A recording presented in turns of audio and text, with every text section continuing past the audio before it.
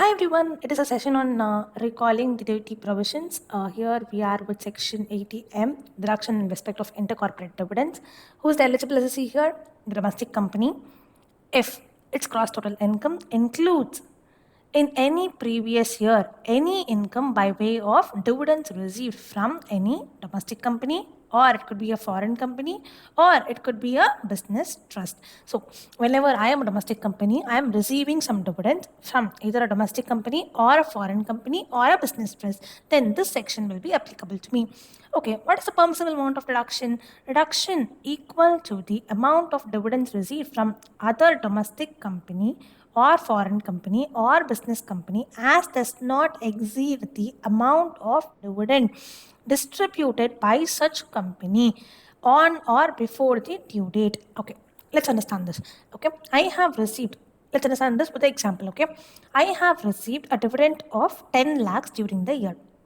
Either it could be from a domestic company or a foreign company or a business trust or combined. Okay, then I have paid, I have paid or I have distributed a dividend of rupees 5 lakhs. So the dividend which should be eligible for deduction under this section would be to the extent of 5 lakhs.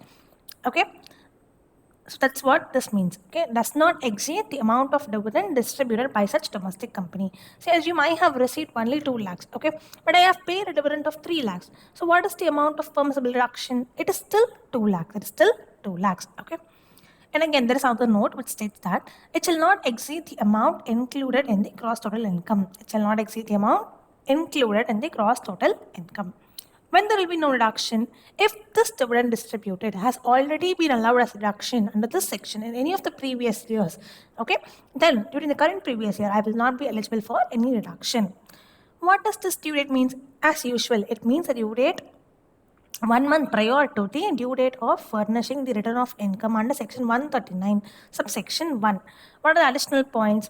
The action will be available even if the company has opted for section 115BAA or 115BAB. And that's it.